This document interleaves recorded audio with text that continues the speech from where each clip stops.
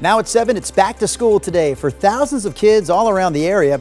Sunrise reporter Thomas Schultz will join us live in Beaverton with more on the first day of classes there. Also in Beaverton, how an old diesel engine became a brand new electric bus just in time for the new school year. Plus, don't let good be the enemy of perfect. We work really hard. I pay my taxes.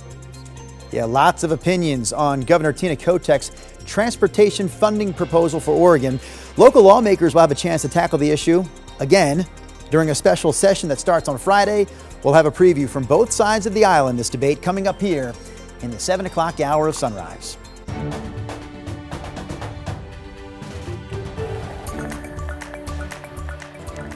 good morning and thank you for joining us live at 7 o'clock. I'm China Green. And I'm Drew Carney. Chris McGinnis, Rod Hill also on board with us for this hour of the show. Rodney, was that a bow? Did we get a bow from you there? I'm here, yes. That's me saying I'm present. We have rain out there. How about that? Let's get you right to the radar. Not in Portland, but it's been a wet morning in some areas. You see scattered showers between central and eastern Oregon this morning.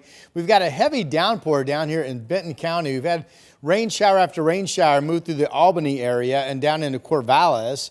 And now you've got some rain showers moving across Polk County. And some of it is actually producing some traceable amounts of rain all the way to the coast. Now, this movement is pretty much going due west, so no signs that we'll see anything in Portland this morning. We are mostly cloudy in Salem. Temperature at 74, that's correct. Really warm, really muggy outside. Portland, 68. Still pretty warm out, right? With mostly cloudy skies. Here's your day. Of course, we have some districts, including Portland Public and Vancouver Public, going back to school. So it's day one of us reminding you to look out for buses stopping on their routes and kids walking or biking to school. 67 out the door at the bus stop, 77 at noon.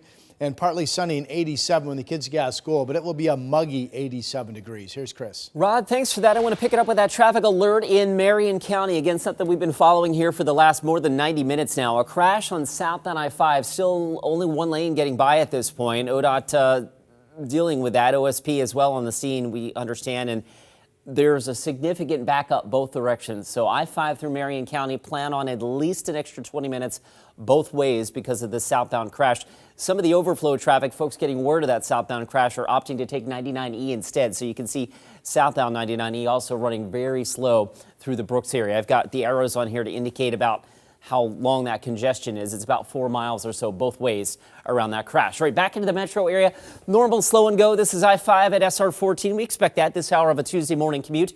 Elsewhere in the freeway system, again, locally in the metro area, we're not looking all that bad. Drive times are coming up a little bit, but all right about what you would expect for this hour of a Tuesday morning drive. Drew? All right, thank you, Chris. Top story this morning. Today is the first day of school for thousands of kids all around the area, including students in Oregon's largest district, Portland Public. Students in Beaverton are also returning to class this morning. Sunrise reporter Thomas Schultz is live at Bethany Elementary in Beaverton. So Thomas, I know you spoke to the principal there. How are they feeling about the first day of school?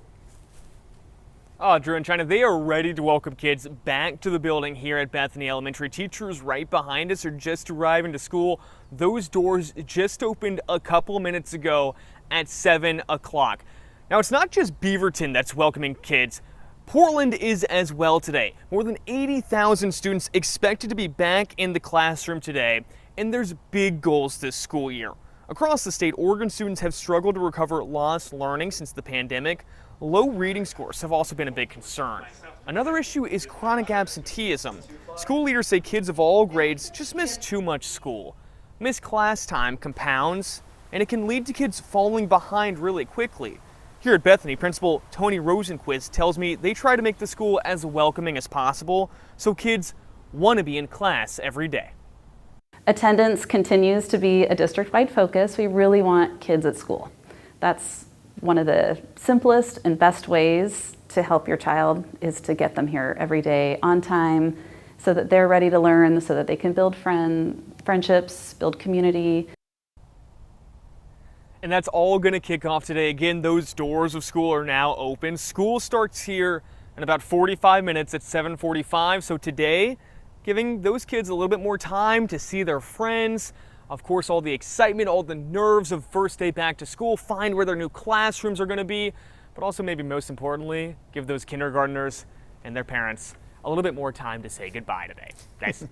All right, Thomas Schultz live for us today in Beaverton. Meanwhile, a group of workers in Vancouver's Evergreen School District, including paraeducators, bus drivers, and other support staff, are planning to hit the picket line this morning, starting here in about 90 minutes at 8:30.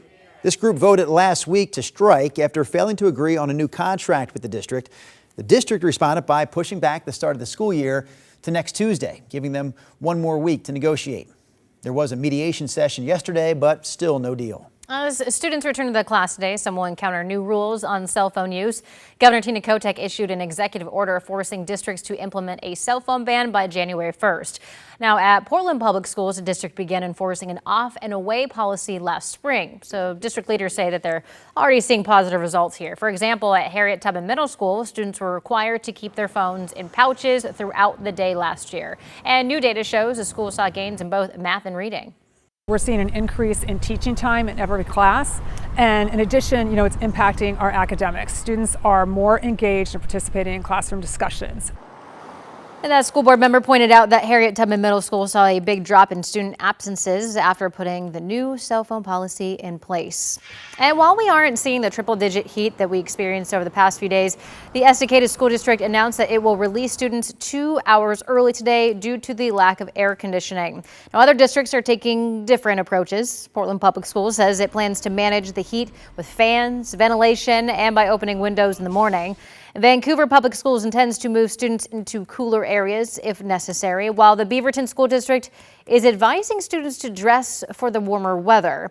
If any other districts add an early release, we'll let you know right here or over on our website, kgw.com.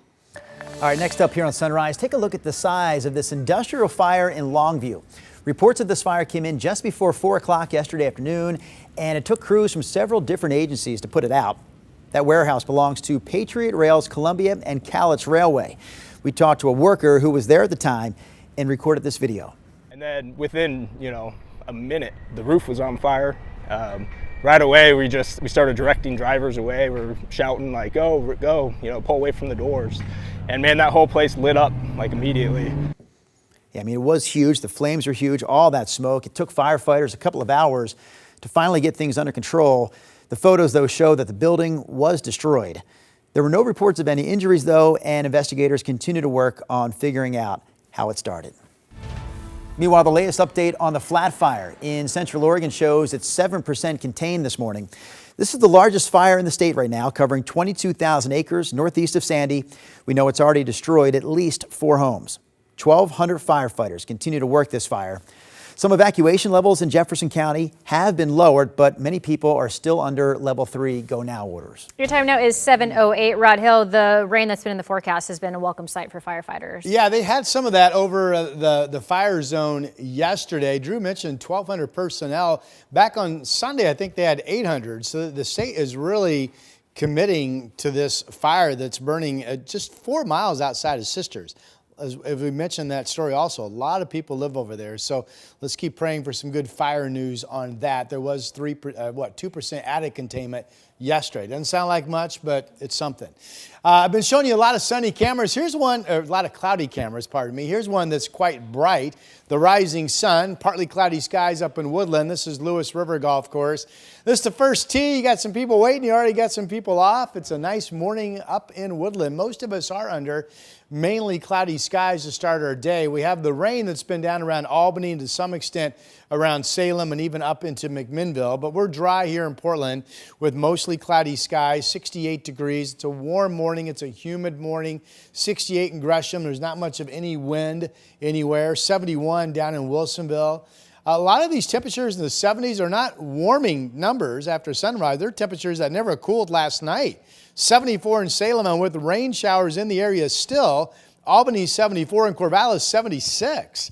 All right, this afternoon, here we go. Temperatures generally in the 80s. Some spots could get up to 90. It's still a warm air mass overall. Scattered showers with a thunder threat. Central and eastern areas of our state. Not much activity out there at this hour. We saw mentioned the rain showers over Albany.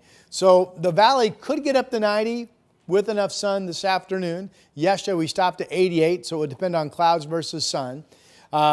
80s the next couple of days. We stay humid. There's an ongoing shower threat in the valley into Thursday morning. Then a completely dry Friday. Then a separate system. This one comes in off the Pacific, may or may not hold together. If it does, it could bring us some showers the PM hours of Saturday, Sunday. And then right now that would be out of here for a sunny Labor Day Monday. And that is your forecast. Rod, thanks for that. I want to pick it up with a traffic alert in Marion County. Once again, a crash on South I-5, still only letting one lane by per ODOT here. This crash has been there for more than 90 minutes, and there are substantial delays now both directions. But my estimate, about 4 miles or so of really heavy north and southbound traffic between Brooks and Jervis. Again, the actual crash scene is at milepost 267. Check this out from Perkins Road. So this is looking northbound, and you can see the ODOT reader board suggesting the heavy congestion that is ahead. So if you want to skip that, you may want to try 99E, but also realize that other folks are taking 99E now as well, especially southbound through the Brooks area. That's going to add about 20 minutes to your commute, I think, both ways on I-5 through Marion County. All right, back to the stuff you expect. This, I-5 at SR14, that is slow and steady. Of course, door number 2 takes us up to the I-5-217 interchange, or excuse me, through the Bridgeport area. Again, running a little slow there, but all of these drive times are generally what we expect for this hour of a Tuesday morning commute. Drew? Thank you, Chris. This was originally a proof of concept project to see that it was possible. It works great. Next on Sunrise, something old becomes something new. How the Beaverton School District turned one of its old diesel buses into a new member of its electric fleet, that is. Chris McGinnis will bring us the full story right after this. The KGW Plus TV app, streaming 24/7. Local news from the team you trust on your time. Track how the weather will impact your day. Certainly becoming increasingly hazardous. Extended, continuous coverage of breaking news live from the scene. That snowpack is still heavy. Go deeper with in-depth interviews and exclusive reporting. All the local news you need, live or on demand. KGW Plus. Download on your TV and watch for free.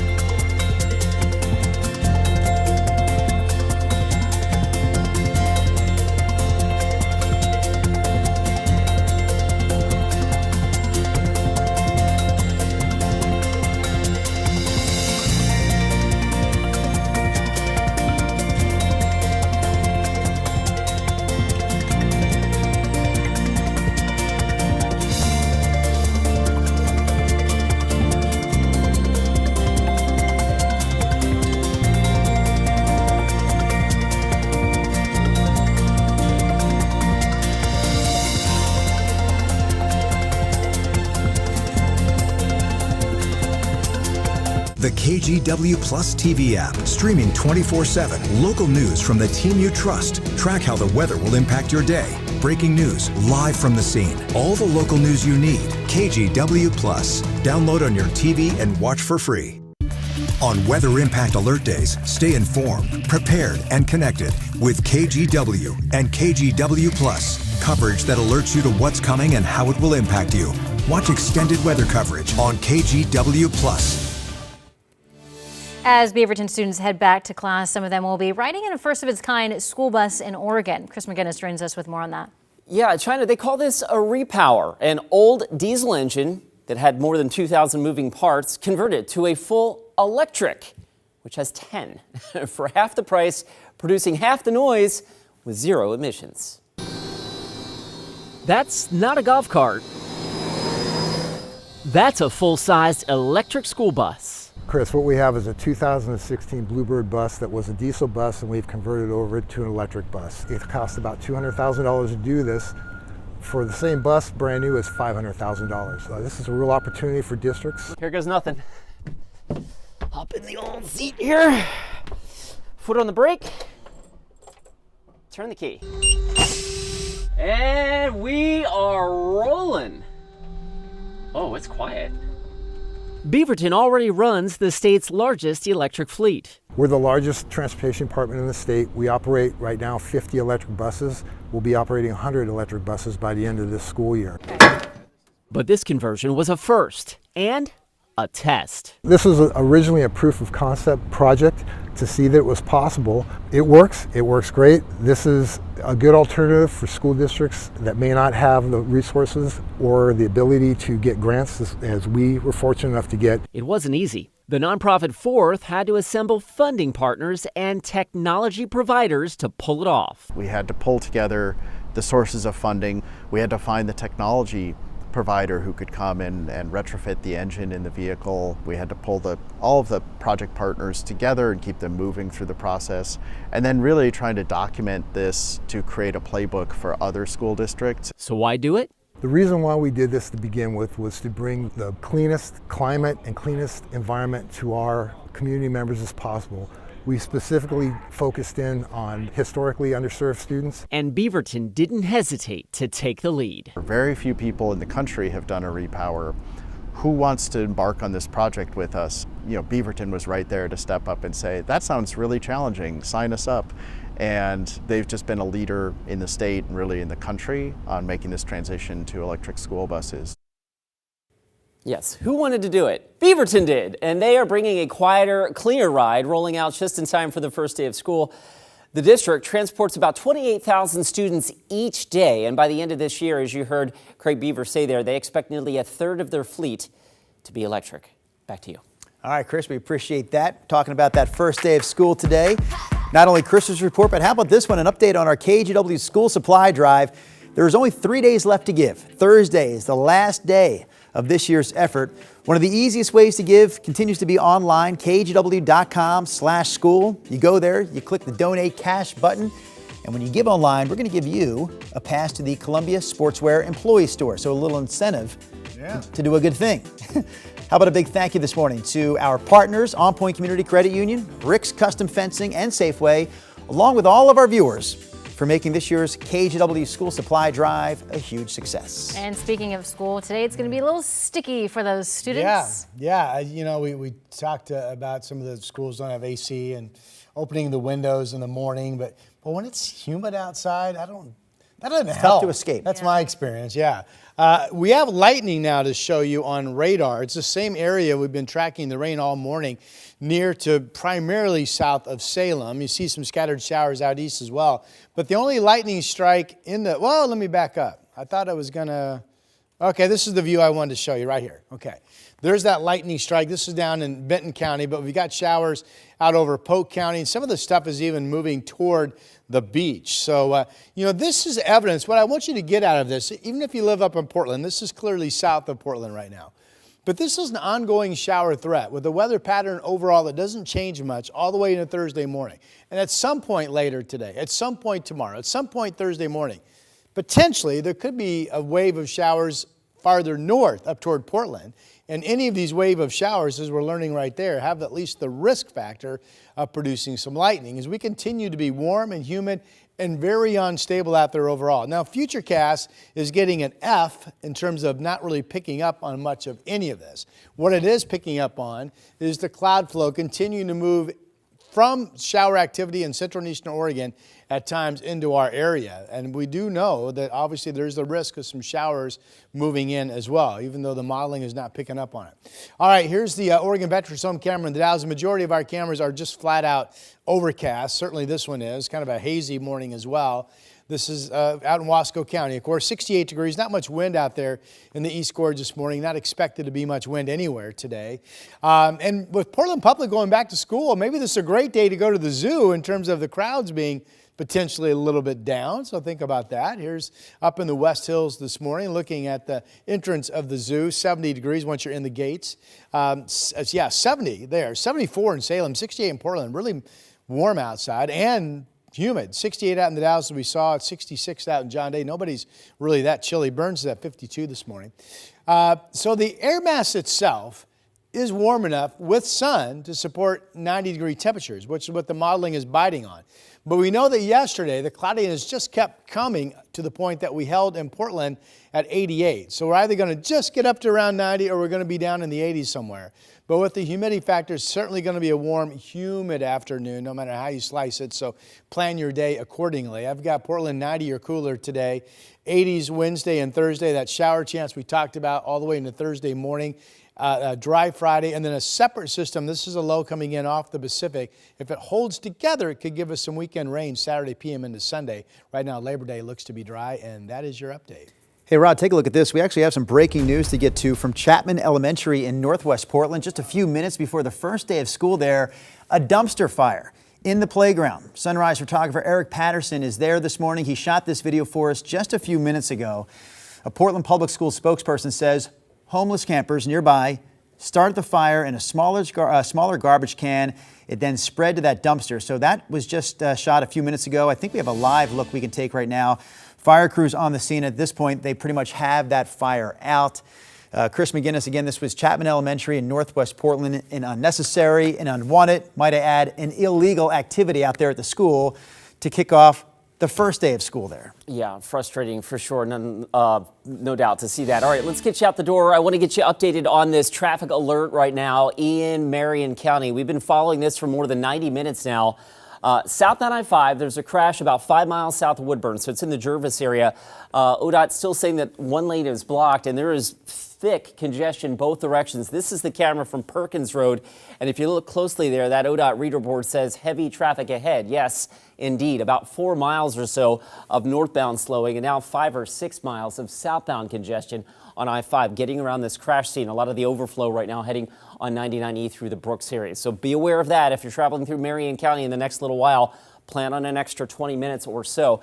Let's get you back out to Hood River in the next hour, between 8 and 9 anyway. They're going to have to lift the bridge for some marine traffic. So an early traffic alert for an hour on the Hood River Bridge. That will be closed as they allow marine traffic to pass through. All right, our drive locally, again, busy in all the usual places. I don't have any other unusual delays outside of that Marion County situation. I-84 right now, 22 minutes to get you in from Troutdale. Drew? All right, sounds good, Chris. Still to come here on Sunrise, for the first time in history, a U.S. president has fired a Federal Reserve governor. And we should clarify, President Trump is trying to make that happen. We'll explain why and why it hasn't happened yet, coming up in this morning's national headlines right after this. The KGW Plus TV app, streaming 24/7. Local news from the team you trust on your time. Track how the weather will impact your day. Certainly becoming increasingly hazardous. Extended, continuous coverage of breaking news live from the scene. That snowpack is still heavy. Go deeper with in-depth interviews and exclusive reporting. All the local news you need, live or on demand. KGW Plus. Download on your TV and watch for free.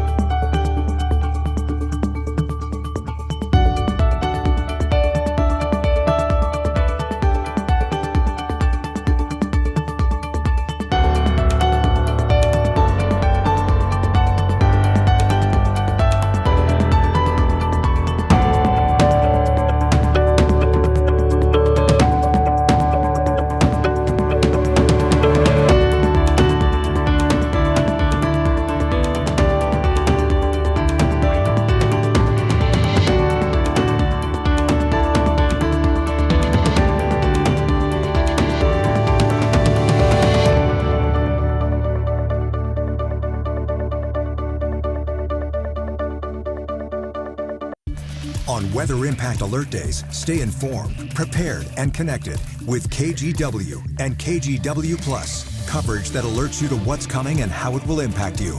Watch extended weather coverage on KGW Plus. The KGW Plus TV app, streaming 24/7. Local news from the team you trust. Track how the weather will impact your day. Breaking news live from the scene. All the local news you need. KGW Plus. Download on your TV and watch for free. Welcome back to Sunrise. Well, for the first time in the 111-year history of the Federal Reserve, the President of the United States is attempting to fire a Federal Reserve governor. But Lisa Cook says she's going to keep doing her job until the courts decide if that firing is legal. Here's Amy Kiley with the details. When executives start to try and meddle with central bank independence, that comes at real cost. Experts say President Donald Trump's unprecedented attempt to fire a Federal Reserve governor could affect average Americans. Lisa Cook's termination is likely to end up in court. Trump can only fire a Fed board member for cause, and Cook faces no legal charges. In a letter, he claims she, quote, may have made false statements on one or more mortgage agreements. She and Jay Powell are holding the economy hostage by not cutting rates. If Cook's seat becomes vacant, Trump can nominate her replacement. He's pressuring board members to cut interest rates beyond what they think is good for the economy. If he succeeds, the Fed would have less control over inflation. If you have a job, if you have money saved, if you have children, any kind of commitment to this country doing well in the future, this should be of concern. Investors do seem concerned based on overnight drops in stock futures and the U.S. dollar index. Those reflect retirement accounts and spending power. Beyond economics, analysts also see impacts from Trump's broader campaign to punish perceived enemies. There's going to be many other people that he's going after as well, but I love it. Critics say they're worried about how far he'll go. What is the threat now to the average American? I'm Amy Kiley reporting. ODOT doesn't need another consultant report. It needs accountability, discipline, and maybe a calculator that works. A zinger. State lawmakers getting together later this week for a special session to tackle Oregon's transportation funding issue. So coming up here at 7:30, we're going to have more on this from both sides of the aisle on a major problem that to this point has been impossible to solve. And Portland's new WNBA team also has a new GM. We're going to tell you all about her background coming up at 7:30.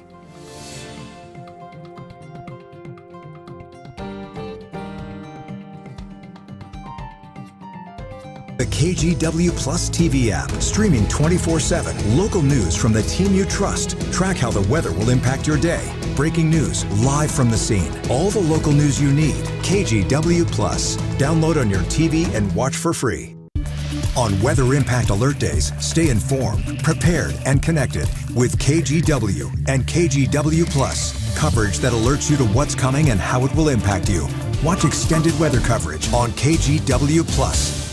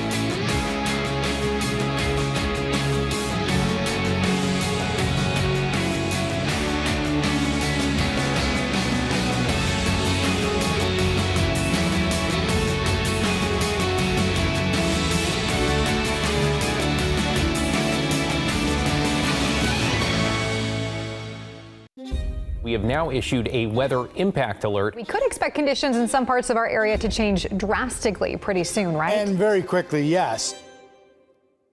This is significant rainfall coming our way. You'll definitely want to be extra cautious. Certainly becoming increasingly hazardous. We've got the potential for some tree limbs or even trees or power lines to come down. Of course, when you hear thunder, it's always best to take cover. On Weather Impact Alert Days, stream extended coverage on KGW Plus.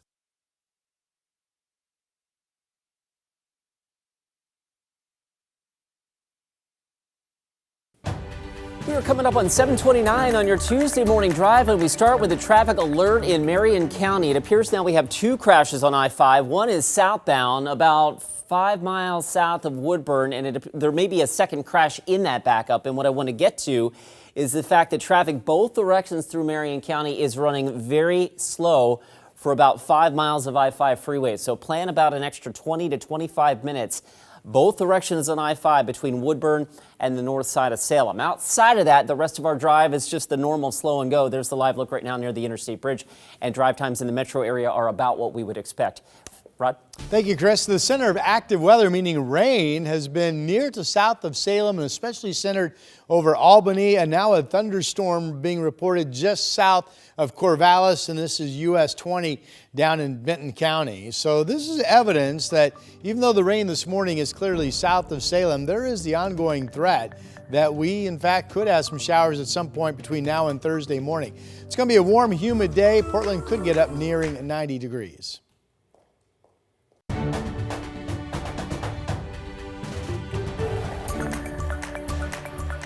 All right, 7:30 half hour of sunrise. We start with this.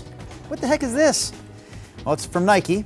It's the new signature logo for WNBA star Caitlin Clark. CC. CC, yeah, you got the two big C's, right? The interlocking C's that sort of form a third C between the interlocking C's. See? Well, Nike says this logo symbolizes Clark's passion, drive, and pursuit of perfection.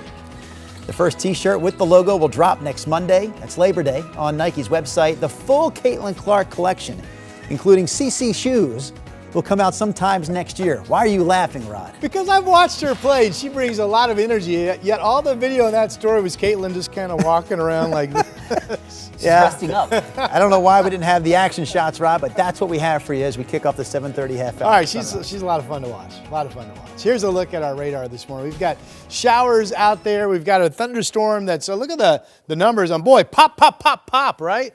Counter says 4 strikes down here. This is south of US 20, just south of Corvallis. Rain, there's Salem. So this is mainly just south of Salem, although we've had some traceable amounts of rain on radar all the way up toward McMinnville at times this morning. So far, nothing looks like it's going to come up into the North Valley. So Portland is dry, mostly cloudy, warm and humid, 68 degrees. Our day moving forward, we'll look for partly sunny skies, and if we get enough sun, we could get up to 90. Now, yesterday we didn't get enough sun. We stopped at 88 degrees. It will be warm. It will be humid. And there's at least the ongoing chance of a valley shower somewhere, including Portland, all the way into Thursday morning at this point. Here's Chris. Rod, thanks for that. I want to pick it up with a traffic alert in the valley. I-5, both directions running really thick through Marion County. At least one crash southbound that happened almost 2 hours ago now. That's near milepost 267, about 5 miles south of Woodburn. It now appears that there's another crash in that backup. This is the snapshot from Trip Check. And while it doesn't really show the backup, it hasn't gotten that far. If you look closely, it says heavy traffic ahead. That is looking northbound, traffic getting up through Brooks. So the north and southbound I-5 drive, the end result here is that you're looking at least an extra 20 minutes northbound and more like an extra 30 minutes southbound between Woodburn and Jervis on I-5 at this moment. Here's the snapshot from Woodburn. It looks like there might be a little bit of a backup there in the distance. That may be the location of the second crash because there is not much southbound traffic getting through there right now. All right, back to the metro area. There's I-5 at SR 14. We're zipping along until you get to the Interstate Bridge, and then traffic tightens up, and that's normal for this hour of a Tuesday morning drive. Meanwhile, the drive in from Wilsonville looks good. Drive in from Troutdale, 25 minutes. I-84 westbound from Marine Drive to the I-5 split. Drew, China. All right, thank you, Chris. Top story here all morning. Today is the first day of school for thousands of students in Oregon and Southwest Washington. That includes kids in Oregon's largest district, Portland Public. Portland Public Schools is dealing with declining enrollment, and many students have struggled to recover since the pandemic. Just a short time ago, Chapman Elementary in Northwest Portland, we spoke with Chief of Schools Isaac Cardona. He says it's important to start the school year on the right foot. I think every year is an important year. This year we really want to make sure we're focusing on attendance with our students. Post-pandemic, we saw a big drop there, and so we know that kids learn best when they're at school every day. We're also expecting to hear from Superintendent Dr. Kimberly Armstrong later this morning. We'll bring you that in the 8 o'clock streaming hour right here on KGW+. In other local headlines, state lawmakers will gather for a special session later this week to tackle Oregon's ongoing transportation funding problem that they failed to solve during this year's regular session. Yeah, yesterday, local leaders and concerned Oregonians traveled to Salem to weigh in on the proposals now on the table. Alma McCarty has the latest. Dozens of people made the trip to Salem Monday afternoon for the public hearing, with even more signing up to testify virtually just days ahead of the special session. Fundamentally, not approving this bill jeopardizes more than just ODOT. It jeopardizes those people that are taking care of the roads in your home communities. Before lawmakers take another shot at passing the transportation funding package, Oregonians weighed in. We have no doubt you'll figure this out so we can, preserve not just our roads, but the jobs of those who preserve them. Several in person arguing in favor of Governor Kotek's proposal to avoid layoffs and cuts to service and bring in around $5.8 billion over 10 years to fund road maintenance and transit agencies. Supporters acknowledging, too, that this package is a short-term fix. It's a Band-Aid for now, but again, don't let good be the enemy of perfect. Let's put the Band-Aid on, and then we can move forward, find different programs, different systems to provide the long-term solutions that we need. The governor sharing with KGW this message. What I can say to every Oregonian, whether you're a Democrat, Republican, or independent, what we're going to do is make sure that your roads, your bridges are safe and maintained no matter what time of the year it is, and that's why that package has to pass. Many, however, wrote in against it, with a few voicing that opposition to the committee. ODOT doesn't need another consultant report. It needs accountability, discipline, and maybe a calculator that works. Frustrated with proposed increases, like the gas tax by 6 cents, registration fees by $42, and title fees by $139. We work really hard. I pay my taxes. I have to budget myself. I believe that the government needs to budget themselves. House Republican leader Christine Drazen says raising taxes isn't the answer to this crisis. And we have to acknowledge that. We can't, as policymakers, walk around and say, listen, state government is all that matters. And these folks, y'all just need to take it. It's not fair to them. It's not the only way to solve this problem. I'm told this special legislative session will last about 6 days, beginning on Friday. In Salem, Alma McCarty, KGW News. In the meantime, Governor Tina Kotek has signed a slate of bipartisan bills aimed at lowering energy costs for Oregonians. So one of the new laws limits how often utility companies can raise customers' rates and bans increases during winter months. A second law doubles the amount of money in the Energy Assistance Program to help low-income Oregonians. At the end of the day, we want to make sure that people can pay their bills. People work hard, they raise their families, they need to be able to have a place that they can afford, and that includes energy costs that are affordable. Another new law requires big energy users like data centers to pay for the strain they put on the state's electrical grid. It creates a special rate category for those users with the idea that they cover their own costs. Investigators identified the remains found last month in a storage unit in the Dalles as 20-year-old Hae Mei Hung, also known as Kiki. Hung's remains were found after someone bought that storage unit at a facility on West 6th Street. Investigators also identified a person of interest in this case, 59-year-old Richard Michael Robinson. Robinson is from the Dalles, but he was arrested yesterday in Colorado on an unrelated warrant and is now awaiting extradition back here to Oregon.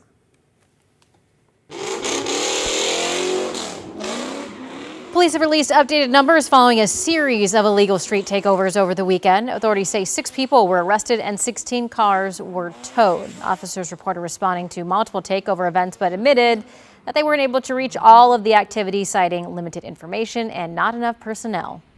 That we hear that you want us to address this. We are we are trying to address this with the best intelligence we have. We will continue to go out and allocate resources to this. Police say when they confronted racers Sunday night, the crowd threw projectiles and mortars at them.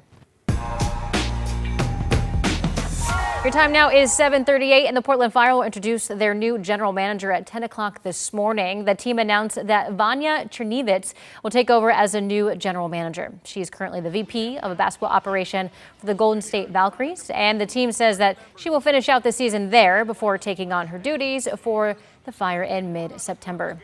In a release from the Fire, Chernivets says, quote, "I am honored to join the Fire with a vision to build the most innovative and groundbreaking team in women's basketball." We'll stream today's press conference on KGW+. All right, before we get into your forecast, Rod, let's get back to the top story of the morning. Yes. Back to school for lots of kids. I'm thinking PE class. When you were in grade school, in PE class, did you find it more difficult to make a foul shot from the regulation free throw line or make a layup? Which of those two was more difficult for young Rod Hill? The layup. You know, for whatever reason, I remember like in elementary, the PE teacher be like, it's kind of like climbing a ladder, the way you kind of move your legs when you jump up to make the layup. I never really could get that down. Coordination. Yeah, coordination is a good word. And in my defense, who put the basket at 10 feet high? That's ridiculous. All right. No school for Salem Public, no school for Albany Public until next week, but it is raining for you folks. Portland Public, Vancouver Public, we have dry weather this morning, but under mostly cloudy skies, and it's warm and humid. The big headline right now is this blow up of thunderstorm activity right along US 20, and that's in the Corvallis area this morning. So we're watching that. All of that rain and thunderstorm activity is moving west toward the coast. We've had some traces of rain in Salem this morning, but generally speaking, the rain has been to your south, just to your south. You're at 74, really warm. Portland's at 69. It's warm, it's calm, it's humid outside. It will be a warm, humid, calm day moving forward. Here are the other numbers, 72 up in Canby. Good morning to you.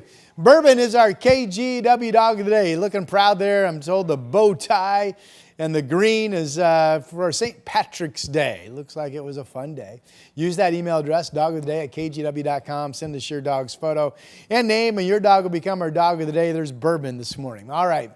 Weather map later today. 80s and some 90s. A scattered shower threat with a thunderstorm threat continues central and eastern areas. And we know that there's the chance of some rain at some point migrating back into the valley. This morning it's been south of Salem, but maybe later today, maybe tomorrow, we've got some rain up around Portland. Just something we're watching. Temperatures in the 60s at the coast. So I don't see much change in our overall weather pattern into Thursday. If we get enough sunshine this afternoon, which is a flip of the coin, but if we would, we could hit 90. Again, another warm day. And then we've got 80s with an ongoing shower threat into Thursday, a dry Friday, a separate system. If it holds together, a lot of ifs, could bring us some rain showers developing Saturday afternoon and Sunday over your Labor Day weekend. That's your update. Rod, thanks for that. I want to pick it up in Marion County. Again, we're tracking what sounds like now 2 possible crashes on I-5, and that is really impacting the drive both directions on I-5. So earlier this morning, the southbound crash was near milepost 267. That's about 5 miles south of Woodburn. Traffic continues to back up around that, and it appears there's a secondary crash in that backup. So the end result is that now we've got slowing both directions on I-5 between Brooks and Jervis. You're going to need to allow at least an extra 25 minutes, probably more than that, for the southbound commute to get between Woodburn and Salem. A lot of folks deciding to take 99E. And how we know that is you can see the traffic sensor starting to turn orange and red here on that southbound drive on 99E into Brooks. So I-5 backed up significantly here between Woodburn and Brooks. The northbound drive also starting to slow around that crash. And it appears, again, we're hearing from ODOT, there may be a secondary crash in that backup. Back to the freeway drive in the metro area, normal slow and go action. The drive times are in okay shape for this hour of a Tuesday morning commute. 26 minutes gets you in from Troutdale, 22 minutes gets you north from Wilsonville and the inbound Sunset, 25 minutes now from Hillsborough to I-405. Guys? Thank you, Chris. When you give patients the tools and the technology to succeed, patients can do very well. Here's the question this morning. Could artificial intelligence be the key to treating type 2 diabetes? We're going to answer that one for you coming up in our next segment. And there's also research that suggests eating a Mediterranean diet could lower your risk of dementia. Both of these health stories on the way when the Sunrise Show continues after this. On Weather Impact Alert Days, stay informed, prepared, and connected with KGW and KGW Plus. Coverage that alerts you to what's coming and how it will impact you. Watch extended weather coverage on KGW Plus. The KGW Plus TV app, streaming 24/7. Local news from the team you trust. Track how the weather will impact your day. Breaking news, live from the scene. All the local news you need. KGW Plus. Download on your TV and watch for free.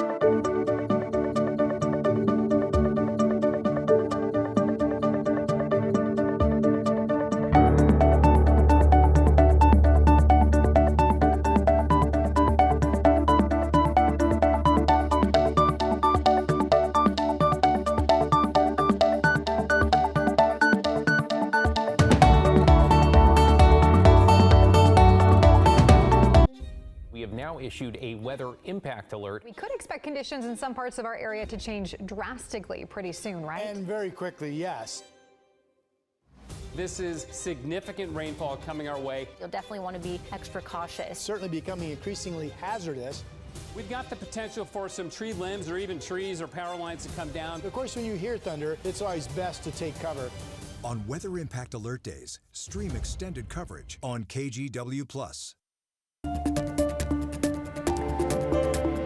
More than 38 million Americans live with type 2 diabetes, and the CDC says that number is expected to keep going up. But a recent study suggests a new tool could help. In today's Health Minute, Mandy Gaither shows us how artificial intelligence may represent the future of care for type 2 diabetes.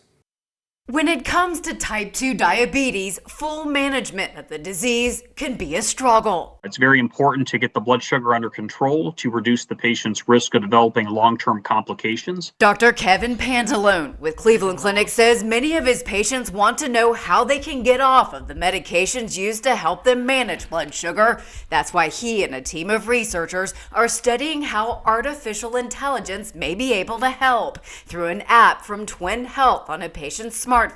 He says the technology uses a person's data from biosensors, including their physical activity and continuous glucose monitor, and is able to learn a patient's predicted glucose responses to various meals, then provides personalized recommendations. In real time, it will tell the patients based on their predicted response what they should consume for the meal, how many grams of carbohydrate, as well as the order in which the foods are consumed. After 12 months of research, Pantalone says 71% of patients who took part in the study were able to get an average blood glucose level, known as A1C, of 6.5% without any glucose-lowering medications, except metformin, a common and relatively low-cost diabetes drug.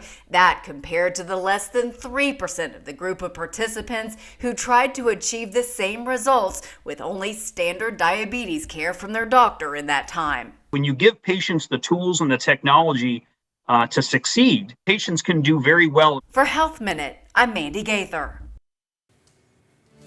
And if you are at risk for dementia, the Mediterranean diet may help with this. A new study shows that it can lower risk, especially for people with the APOE4 gene, a major factor for Alzheimer's.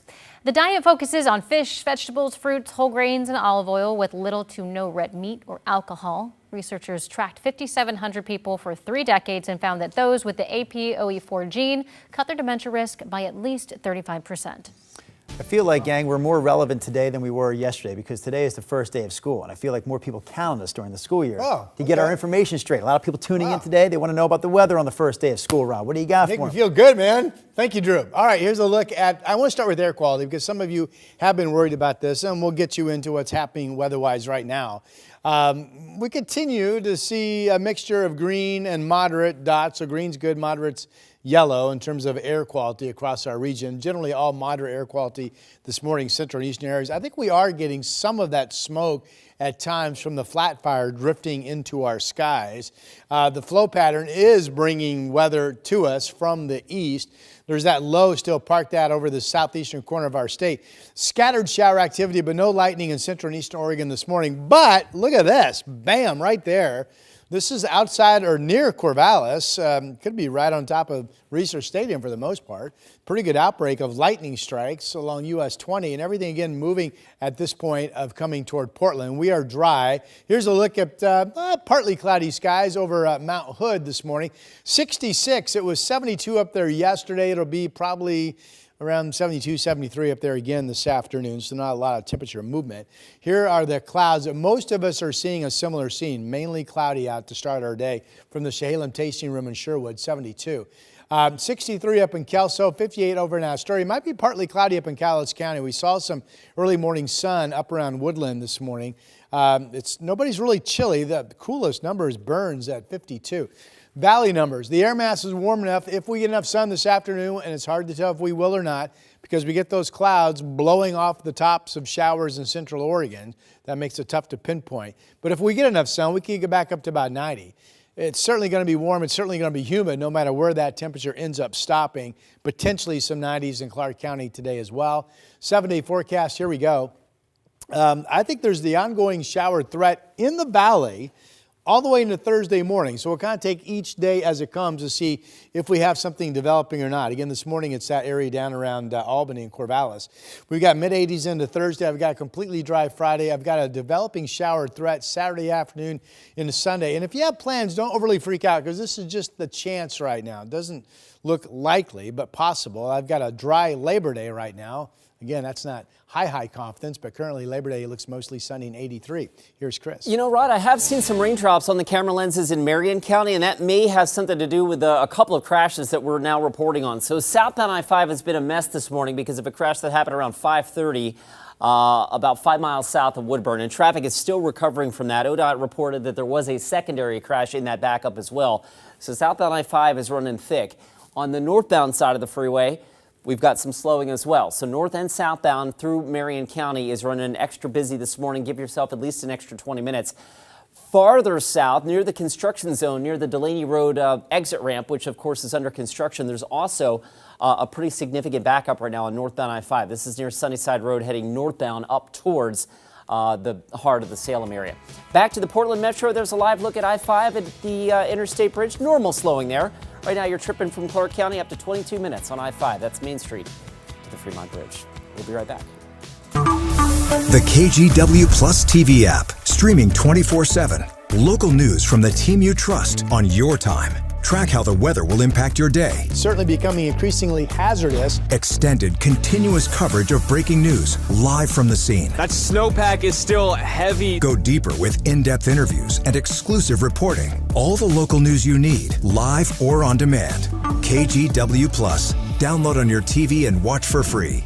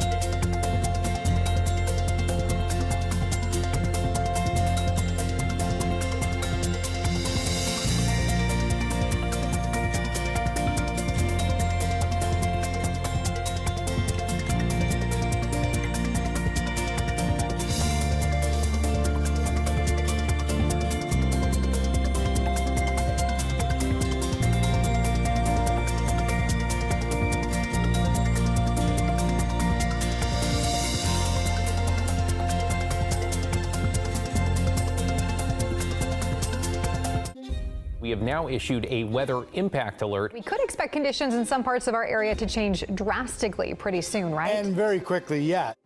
This is significant rainfall coming our way. You'll definitely want to be extra cautious. Certainly becoming increasingly hazardous. We've got the potential for some tree limbs or even trees or power lines to come down. Of course, when you hear thunder, it's always best to take cover. On Weather Impact Alert Days, stream extended coverage on KGW Plus. It's a Portland area mystery that we've been following for decades. And now a salvage diver in the Columbia River Gorge says he's recovered human remains he believes belong to the Martin family. The Martin family disappeared during a road trip nearly 70 years ago. Earlier this year, that same diver discovered what's believed to be the Martin family's car. Here's KGW's Libby Dowsett with the update. Authorities believe Ken and Barbara Martin and their 3 daughters from Northeast Portland were driving in the Columbia Gorge when their cream-colored station wagon with red trim crashed into the river in Cascade Locks. Now, nearly 70 years later, local diver Archer Mayo believes he has finally uncovered remains of both Ken and Barbara and possibly their 14-year-old daughter. I feel good that this is a win, but it's a win in comparison to the sadness of what happened. The Martins' 2 younger daughters surfaced a year after their disappearance, not far from the final destination of the car in this old canal. Mayo discovered the vehicle last fall in a deep underwater pit. When you dig under the river, you can't just dig a hole like in your garden. You have to, it's like digging in gravel. He found toys, clothes, and in recent days, after going even deeper into the pit, what he believes are some of Barbara's and Ken's remains. It's tough, you know, it's because it's real. Like, I know it's real and it's been real, but it hasn't been this real. Community members finally getting some resolution to the mystery. We're happy for them and pray and God bless the family. We were kind of really cheering Archer on and his search and the passion that he's built around this case. In March, the Hood River Sheriff's Office brought in a salvage crew to attempt to recover the vehicle. But with decades of sediment buildup, they were only able to get the chassis and the engine. Now, this car is not in good shape, especially since Mayo believes the car went into the water originally, right where that ladder is. There was no railing there at the time. He says the car flipped multiple times and went all the way down to the end of this old canal system. During our visit Monday, Mayo says he found more remains and personal items. And I found what I believe is Barbara's shoe, what's left of it. You can really see that canvas barely, any kind of organic material barely lasts for that long. But Mayo says these may be his final dives due to the danger. With the car buried nose first, upside down, even the sheriff's office has suspended recovery efforts as it takes possession of all the remains found by Mayo. I thought it was kind of my mystery to solve, and then I saw the car and touched the car, and I realized, almost like the family had brought me in for this, right? The sheriff's office is not commenting on this case, saying it's an open investigation, but they never found a VIN number, so they can't confirm it's the Martins' vehicle. However, they say every indication shows it is. In Cascade Locks, Libby Dowsett, KGW News. Coming up at 8 o'clock, it's back to school for tens of thousands of kids around the area. How schools are addressing new changes and lingering challenges. Plus, Can't see anything. We're in the middle of the haboob. Haboob. Well, that haboob, a massive sandstorm in Arizona, basically blocks out the sun there. We're going to let you know what happened after the sandstorm. It was a 1-2 punch for the Phoenix area, courtesy of Mother Nature.